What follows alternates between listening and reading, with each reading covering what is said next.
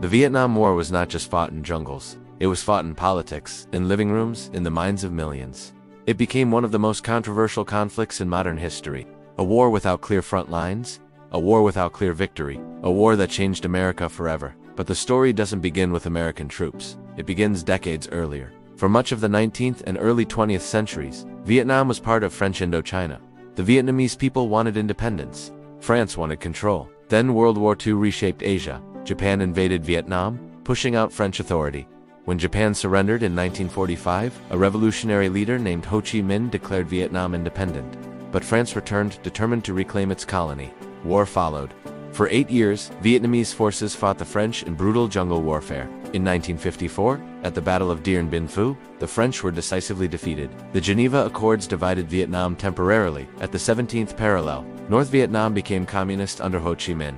South Vietnam became anti-communist, backed by the West. Nationwide elections were supposed to reunite the country. They never happened. Instead, Vietnam became another front in the Cold War. The United States feared the spread of communism more than anything else. This fear was shaped by one powerful belief, the domino theory. If one country fell to communism, neighboring nations might fall as well. Vietnam could be the first domino in Southeast Asia. So America began by sending advisors, then equipment, then money. At first, involvement was limited, but tensions escalated. In 1964, American destroyers reported being attacked in the Gulf of Tonkin. The details were unclear. The second attack was later heavily questioned, but the political impact was immediate.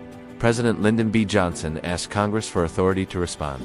The Gulf of Tonkin resolution passed almost unanimously. It gave the president the power to escalate military action without a formal declaration of war.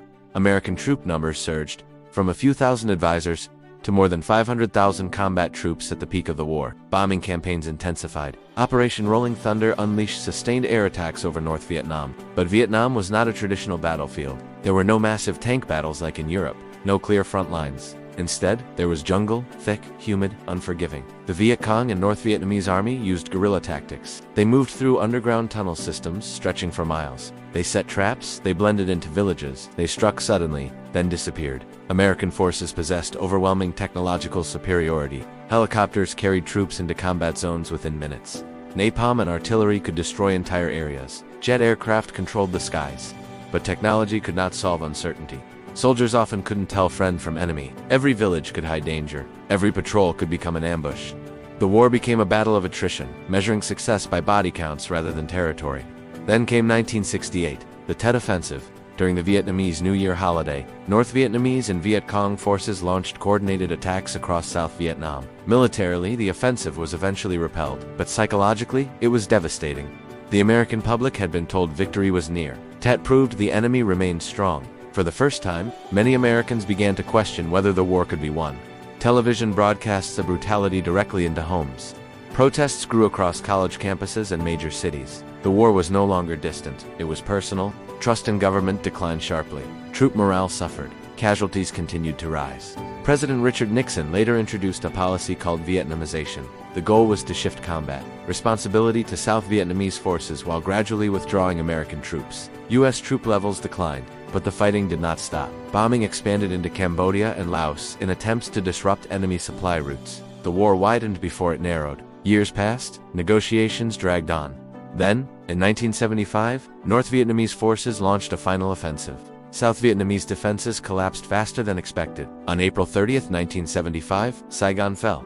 Helicopters evacuated American personnel from rooftops in scenes that became iconic.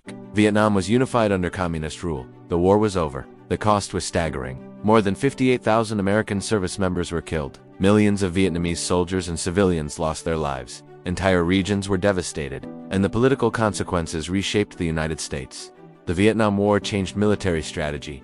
It changed public trust.